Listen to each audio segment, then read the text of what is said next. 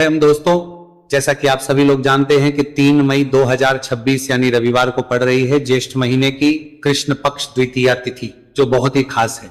और दोस्तों, ये वो तिथि है जो कि ज्येष्ठ महीने में रविवार को पड़ रही है। दोस्तों, इसी दिन किया जाने वाला पंडित जी द्वारा बताया गया एक लाल फूल और एक सफेद फूल वाले उपाय आप लोगों को जरूर करना चाहिए, क्योंकि दोस्तों ये एक ऐसा उपाय है जो कि हर दिन नहीं किया जाता। ज्येष्ठ महीने में जो रविवार की द्वितीया तिथि आती है उसी दिन किया जाता है। अगर आप लोगों ने इस उपाय को नहीं किया है या किसी कारणवश नहीं कर पाए हो तो इस ज्येष्ठ रविवार द्वितीया तिथि के दिन इस उपाय से मत चूकना। दोस्तों देखिए, यह दिन इतना खास होता है, इतना महत्वपूर्ण होता है। देखा गया है कभी कभी बड़े बड़े पूजा पाठ अनुष्ठान से जो मनोकामना पूर्ण नहीं होती है, वह ज्येष्ठ रविवार के दिन एक छोटे से करने से ही आपकी मनोकामना पूर्ण हो जाती है।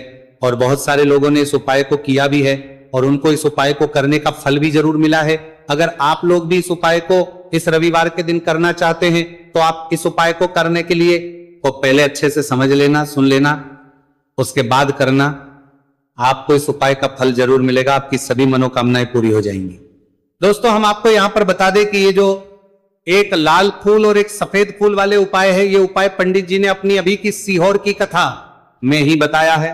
उपाय को करने से आपके घर में चाहे किसी भी प्रकार की दुहक और समस्या क्यों ना चल रही हो, आपको उसका कारण भी नहीं पता है कि भाई ये समस्या किस कारण से चल रही है। उसका कुछ भी कारण हो सकता है, जैसे पितृदोष हो सकता है, काल सर्प दोष हो सकता है, या किसी भी तरह का मंगल दोष भी हो सकता है, और भी बहुत तरह के दोष होते हैं, कुछ भी हो सकता है। पर आपको इस उपाय को करने के लिए अपने दोष को पता लगाने की भी जरूरत है। आपके घर में किस कारण से इतनी दुख और परेशानी आ रही है वह भी आपको पता लगाने की जरूरत नहीं। बस रविवार को द्वितीया तिथि के दिन इस उपाय को कर लेना है, क्योंकि इसी एकमात्र उपाय को करने से आपके पूरे घर परिवार में सुख और शांति हो जाएगी। आपके घर में अच्छे अच्छे काम होने लगेंगे। आपकी जो भी मनोकामना होगी वो भी धीरे धीरे करके पूर्ण होना शुरू हो जाएगी। अब हम समझते हैं इस एक लाल फूल और एक सफेद फूल वाले उपाय को आपको करना कैसे है, किसको करना है, किस करना है और कैसे करना है। देखो, उपाय बिल्कुल आसान है, बस समझने वाली बात है। ध्यान से समझिए, उसके बाद ही आप लोग जो है इस उपाय को जरूर कीजिएगा। सबसे पहली चीज हम लोग ये समझते हैं कि इस एक लाल फूल और एक सफेद फूल वाले उपाय को इस आने वाली रविवार द्वितीया तिथि के दिन किसको करना है। तो देखिए, इस उपाय को घर के सभी सदस्यों को करने की बिल्कुल भी जरूरत नहीं है। घर में से कोई एक मुख्य बड़ा सदस्य इस उपाय को करेगा तो उस घर परिवार के सभी सदस्यों को इस उपाय को करने का फल मिल जाएगा। पर वो बड़ा सदस्य कौन होगा, कौन व्यक्ति इस उपाय को करेगा, तो यहां पर देखिए हम आपको बता दें, घर की जो बड़ी माताएं बहनें होंगी, घर की बड़ी माताओं बहनों में से कोई भी एक माता बहन इस वाले उपाय को कर सकती है। अपने पूरे घर परिवार के लिए घर में सभी सदस्यों को इस उपाय को करने की जरूरत नहीं है। मात्र घर की जो माताएं बहनें हैं उनमें से कोई भी एक माता बहन इस वाले उपाय को करेगी तो उसके घर परिवार के पूरे सदस्यों को इस उपाय का फल मिलेगा। अगर किसी कारणवश माताएं बहनें घर में उपस्थित ना हो या वो इस उपाय को ना कर रही हो, कुछ दिक्कत हो, तो भाई उस जगह पर फिर घर का कोई बड़ा व्यक्ति भी इस उपाय को कर सकता है। माताओं बहनों के कहने का मतलब यह था कि माताएं बहनें घर की लक्ष्मी होती है। जब घर की लक्ष्मी कोई उपाय करती है तो निश्चित ही भगवान शिव जी जल्दी प्रसन्न होते हैं और उपाय का फल में बहुत जल्दी और बहुत बड़ा करके भी यहां पर देते हैं। तो आप लोग ये बात समझ गए होंगे। अब हम ये बात समझते हैं कि इस वाले उपाय को हमें करना किस समय है। एक लाल फूल और एक सफेद फूल वाले उपाय को हमें द्वितीया तिथि के दिन करना किस समय है। तो देखिए, इस उपाय को करने का जो समय है सुबह का समय भी है और शाम का समय भी है। अब देखिए, यहां पर हम मुख्य रूप से सुबह का समय नहीं बोले, क्योंकि देखिए ये जो द्वितीया तिथि है, और आप सभी लोग जानते हैं रविवार द्वितीया तिथि के दिन का प्रदोष काल का मतलब शाम का जो समय होता है ना, इस दिन भगवान शिव जी का सबसे प्रिय दिन होता है। तो आप लोग इसे एक लाल फूल एक सफेद फूल वाले उपाय को सुबह के समय भी कर सकते हो और शाम के समय प्रदोष काल में भी कर सकते हो।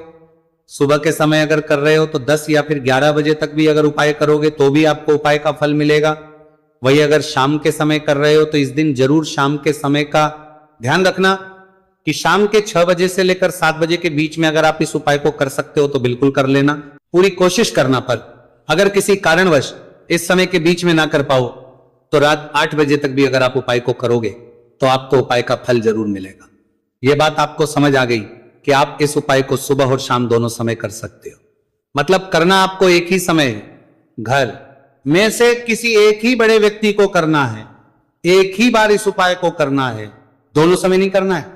आपको जो समय अच्छा लगे आप उस समय पर इस वाले उपाय को कर सकते हैं। तो चलिए जानते हैं इन विशेष उपायों के बारे में। लेकिन उससे पहले जो भी मेरे भाई मेरी प्यारी बहनें आज चैनल पर पहली बार आए हैं या मेरी आवाज आज पहली बार सुन रहे हैं, अगर आप भी महादेव के सच्चे भक्त हैं तो वीडियो को लाइक और वास्तविक जानकारी चैनल को सब्सक्राइब जरूर कर लें और कमेंट बॉक्स में लिखें हर हर महादेव। देखो अब सबसे पहली बात आती है कि इस उपाय को हमें करना किस लिए है। जैसा कि हमने अभी आपसे बोला कि इस उपाय को करने के बाद आपके जीवन में बहुत सारी खुशियां आएंगी, आपकी मनोकामनाएं पूर्ण होंगी, आपकी धन की समस्या दूर होगी, आपकी पैसों की समस्या दूर होगी।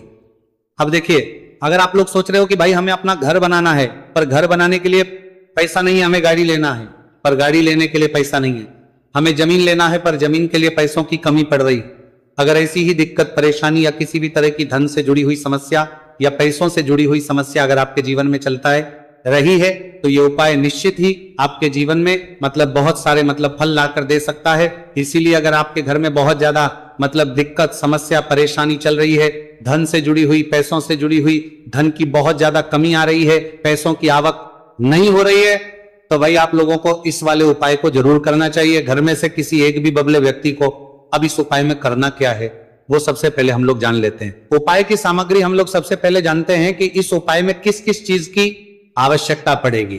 तो देखिए, उपाय का नाम तो एक लाल फूल और एक सफेद फूल वाला उपाय है, पर इस उपाय में कुल मिलाकर 4 सामग्री हमें लगने वाली, जो कि पंडित जी ने खुद सीहोर वाली कथा में बताया है। और जो हम आपको उपाय बताते हैं वो पंडित जी द्वारा बताए गए होते हैं, अलग से हम कुछ भी नहीं बताते हैं। तो यहां पर हम लोग समझते हैं कि इस उपाय की सामग्री क्या है। तो देखो, उपाय की जो सामग्री है वो 4 सामग्री है, जिसमें से सबसे पहली सामग्री है एक बेलपत्र। देखो बेलपत्र क्या होती है, बेलपत्र जो शिव की शिवलिंग पर चढ़ती है। दूसरी चीज है एक शमीपत्र, शमीप्र शिवलिंग पर ही चढ़ता है। तीसरी चीज है दोस्तों एक लाल फूल उपाय का नाम है, तो एक यहां पर आपको लाल फूल लेना है। अब ये लाल फूल कौन सा लेना है, देखो शिवलिंग के ऊपर जो लाल फूल चढ़ता हो उनमें से कोई भी एक लाल फूल पसंद कर लेना और वो कहीं से तोड़कर या कहीं से खरीद कर लेकर आना और उस लाल फूल को उपाय में प्रयोग कर लेना। उसके बाद में एक सफेद फूल का विशेष रूप से ध्यान रखना, जो सफेद फूल शिवलिंग पर चढ़ता हो सिर्फ वही सफेद फूल लेकर आना, इसके अलावा कुछ मत लेकर आना, लेकिन केतकी का मत लेना। तो एक एक मात्रा में ही आपको ये चारों सामग्री चाहिए, एक बेलपत्र, एक शमीपत्र, एक लाल फूल और एक सफेद फूल। ये चारों सामग्री आप लोग तैयार करके रख लें।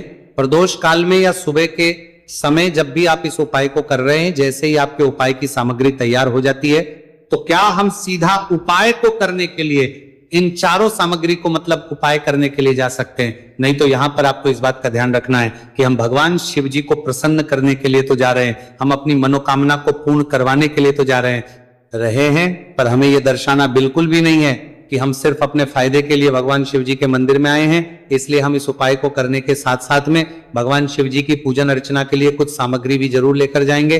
जैसे कि सुबह समय अगर आप उपाय को कर रहे हो इस एक लाल फूल और एक सफेद फूल वाले उपाय को, तो भाई सुबह के समय आपको एक लोटा जल लेकर जाना है। जो लोग प्रतिदिन शिव जी के मंदिर जाते हैं, पूजन अर्चना करते हैं, जल चढ़ाते हैं, फूल बेल पत्र सब कुछ चढ़ाते हैं, भाई वो अपनी पूजन अर्चना वैसी की वैसी ही करना। बाकी जो सिर्फ उपाय को करने के लिए जा रहा है, जो कुछ भी लेकर नहीं जा रहा है, उसे कम से कम एक लोटा जल अपने घर से भरकर लेकर जाना अगर आप उपाय को कर रहे हो, है ना। क्योंकि इस वाले उपाय को आप भगवान शिव जी की पूजन अर्चना करने के बाद ही करना। वहीं अगर बात करें शाम के समय की, अगर कोई व्यक्ति शाम के समय प्रदोष काल में इस पूजन अर्चना करने के बाद ही वाले उपाय को कर रहा है, तो भाई आपको मात्र एक घी का दीपक तैयार करना है।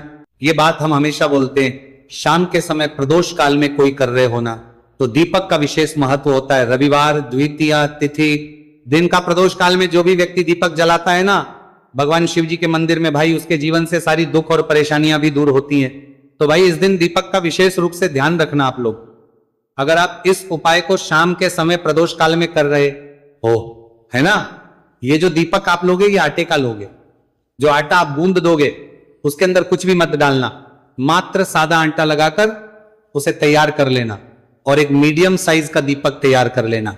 दीपक ना ज्यादा छोटा हो ना ज्यादा बड़ा हो, है ना। उसके बाद में दीपक आपका तैयार हो जाए तो इसके अंदर जो बत्ती रखोगे वो गोल बत्ती रखोगे। देखो गोल बत्ती भी दो तरह की होगी, एक बाजार की और एक घर वाली। तो कोशिश करना अपने घर में जो रुई रखी हुई है उस रुई से आप लोग एक गोल बत्ती अपने ही हाथों से बनाओ। उपाय का फल अच्छा मिलता है, भगवान शिव जी जल्दी प्रसन्न होते हैं। जब हम किसी भी उपाय को अपने हाथों से परिश्रम करके तैयार करते हैं तो आपको उस दीपक के अंदर एक गोल बत्ती रख देनी है। इसके अंदर जो चीज आप लोग डालोगे वो डालोगे शुद्ध देसी गाय का घी। इस बात का विशेष रूप से ध्यान रखना, शुद्ध देसी गाय का घी ही डालना है, तेल वगैरह नहीं। आज के दिन तो मत डालना, रविवार द्वितीया तिथि के दिन, क्योंकि भगवान शिव जी का सबसे प्रिय दिन और प्रिय समय पर हम लोग इस वाले उपाय को कर रहे हैं। तो थोड़ा सा शुद्ध गाय का घी इतना डालना कि वो दीपक कुछ समय तक चल सके। ना बाजार वाला मिलावटी घी डालना, ना भैंस का घी डालना, शुद्ध देसी गाय का घी। आपको ढूंढने में थोड़ी मतलब मेहनत लगेगी और महंगा भी मिलेगा, पर गाय के घी से भगवान शिव जी प्रसन्न होते हैं और उसी शुद्ध देसी गाय के घी से घर में बरकत भी बनी रहती है और हमारे घर में सुख शांति भी बनी रहती है। इसलिए इस शुद्ध देसी गाय का घी अपने घर में हमेशा रखा करो। वो भगवान शिव जी के कार्यों में भी उपयोग में आता है और उपायों में भी हम लोग प्रयोग कर सकते हैं। तो यहां पर आपकी सारी तैयारियां हो चुकी हैं। उपाय को करते समय शुद्धता का विशेष रूप से ध्यान रखिएगा। सुबह कर रहे हो तो भाई सुबह तो आपको स्नान करना ही करना है, बाकी शाम को कर रहे हो तो शाम को मात्र हाथ मुंह धोकर भी आप लोग इस वाले उपाय को कर सकते हो, कोई दिक्कत वाली बात नहीं है भाई। उपाय की पूरी सामग्री तैयार कर और पूजन सामग्री लेकर आपको भगवान शिव जी के मंदिर पहुंचना है, जो आपके घर के पास में हो, जहां पर शिवलिंग विराजित हो, शिवालय हो, वहां पर आप लोगों को पहुंचना है। और जैसे ही आप भगवान शिव जी के मंदिर में पहुंचते हो वहां जाकर ही उपाय शुरू नहीं करना है, पहले आपको भगवान शिव जी की पूजन अर्चना करना है। पूजन अर्चना कैसे करोगे? सुबह के समय गए हो तो एक लोटा जल वगैरह जो भी पूजन सामग्री लेकर गए हो, उससे पहले पूजन सामग्री आप लोग मतलब पूजन भगवान शिव जी की कर लो। जो व्यक्ति सिर्फ एक लोटा जल लेकर गए हैं वो शिव जी के शिवलिंग पर मात्र एक लोटा जल एक धारा से धीरे धीरे करके चढ़ा लो। अपनी पूजन अर्चना आप लोग जो है पूरी कर लो पहले। उसी के बाद अगर आप शाम के समय कर रहे हो तो पहले जाकर बैठना है भगवान शिव जी के शिवलिंग के पास में। आप जो दीपक तैयार करके लेकर आए हो उस दीपक को पहले जलाना है। ये जो दीपक आप लोग जलाओगे ना, ये किसी और की माचिस से मत जला, अपनी ही माचिस अपने ही घर से लेकर आना और इस दीपक को अपने ही माचिस से जलाना। अगर आपने मंदिर की माचिस या किसी और की माचिस ले ली, इस उपाय को करने में इस उपाय का फल उस व्यक्ति को भी बहुत मिल जाएगा। इस बात का ध्यान रखना, अपने घर से अपनी ही माचिस लेकर जाना और इस दीपक को जलाना। दीपक को जलाने के बाद भगवान शिव जी की शिवलिंग के पास में रख देना। शिवलिंग के इतना पास में मत रखना कि शिव जी को आंच लगे, थोड़ी सी दूरी बनाकर ही जो है इस दीपक को शिवलिंग के पास में आप लोग रख दीजिएगा। अब जैसे ही आपकी पूजन अर्चना हो जाती है, भगवान शिव जी के शिवलिंग के सामने या आसपास कहीं पर भी बैठ जाइए उपाय को करने के लिए। और उपाय को करने से पहले आप लोग अपनी वो चारों पूजन सामग्री निकाल लीजिए। उपाय की जो सामग्री है वो निकाल लीजिए और भगवान शिव जी के शिवलिंग के ऊपर एक माता अशोक सुंदरी जी का स्थान देख लीजिए। माता अशोक सुंदरी जी का जो स्थान होता है वो जलाधारी के ऊपर होता है, जलाधारी के बिल्कुल बीचों बीच में होता है। आप लोगों ने देखा भी होगा शिवलिंग की जलाधारी होती है, जलाधारी के बिल्कुल बीचों बीच का जो स्थान होगा वो माता अशोक सुंदरी जी का स्थान होगा, क्योंकि यहीं पर हमें ये जो है उपाय को करना है। सबसे पहली चीज अब हम उपाय को करना शुरू करते हैं। आप सबसे पहले अपनी एक बेलपत्र उठा लो। एक बेलपत्र को आपको माता अशोक सुंदरी जी वाले स्थान पर सबसे पहले समर्पित करना है। बेलपत्र की डंडी का मुख होगा जलाधारी की तरफ, जहां से जल बहता है और नीचे गिरता है, और बीच वाली बड़ी पत्ती का मुख मतलब शिवलिंग की तरफ होगा। इस तरीके से आपको इस बेलपत्र को माता अशोक सुंदरी जी वाले स्थान पर समर्पित कर देना है। उसके बाद में अपनी एक शमी पत्र उठा लो जो आप उपाय घराना प्रदर्शन कर रहा है के लिए लेकर आए हुए हो। शमी पत्र को उठाकर शमी पत्र की भी जो डंडी का भाग होगा वो जल की तरफ करके, जहां से जल बहता है नीचे गिरता है उस तरफ करके, और पत्ती वाला भाग शिवलिंग की तरफ करके इस शमी पत्र को भी उस बेल पत्र के ऊपर आपको समर्पित कर देना है। समर्पित करने के बाद अब आप ले लो अपना एक लाल फूल जो आप उपाय को करने के लिए लेकर आए हुए हो, इस लाल फूल का जो खिला हुआ भाग होगा, चाहे वो गुलाब का फूल हो, चाहे कोई सा फूल जो शिवलिंग पर चढ़ता हो, भाई उस फूल का जो खिला हुआ भाग होगा वो शिवलिंग की तरफ होगा। बाकी जो पीछे का भाग होगा फूल का, वो जलाधारी की तरफ, जहां से जल बहता है नीचे गिरता है, उस तरफ होगा। और आखिरी में आपका जो एक सफेद फूल बचा हुआ है, इस सफेद फूल को भी आपको लेना है और सफेद फूल का जो खिला हुआ भाग होगा वो शिवलिंग की तरफ होगा, जहां पर शिवलिंग रखा हुआ है उस तरफ होगा, और डंडी का भाग जलाधारी के पीछे की तरफ हो जाएगा। मतलब जो जहां से जल बहता है और नीचे गिरता है, जब आप एक बेलपत्र, एक शमी पत्र और एक लाल फूल, एक सफेद फूल चढ़ा रहे हो, तो उस समय आप लोगों को कांता भगवान या कांता चक्र का नाम लेते हुए ही जो है इस उपाय को करना है, और भगवान शिवजी और नारायण जी का स्मरण करते हुए ही इस उपाय को आपको करना है। तो जब भी आप एक बेलपत्र, एक शमी पत्र, एक लाल फूल और एक कमी हो रही है, जो भी दुख और समस्या परेशानी चल रही हो आपको अपनी, वो दुख और जो है भगवान शिवजी से उपाय को पूरा करने के बाद वहीं पर पास में बैठकर बोल देना है, हाथ जोड़ के आंखें बंद करके अपनी परेशानी और श्री शिवाय नमस्तु भयम का जाप करना है।